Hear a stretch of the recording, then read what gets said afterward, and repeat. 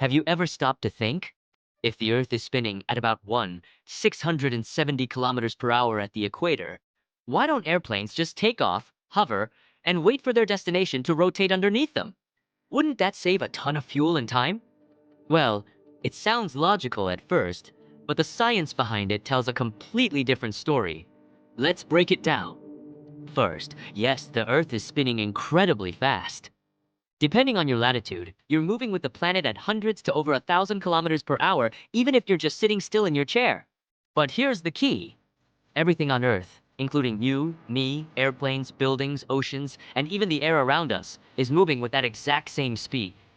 This is thanks to something called inertia, a fundamental principle from Newton's laws of motion. It's kind of like being on a moving train. If you're inside the train and toss a ball straight up, it doesn't fly backward, it lands back in your hand. Why? Because you and the ball are already moving with the train. Same goes for a plane. Takes off from the runway, it already has the Earth's rotational speed built into its motion. So, hovering doesn't make the ground move underneath.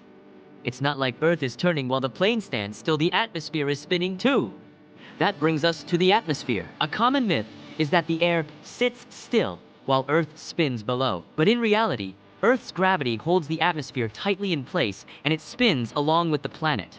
This phenomenon is why we don't constantly feel winds blowing at 1/600 only Mesaushi. Now you might ask, why are eastbound flights, like New York to London, often faster than westbound flights? Great question. It's not because Earth's rotation helps the plane.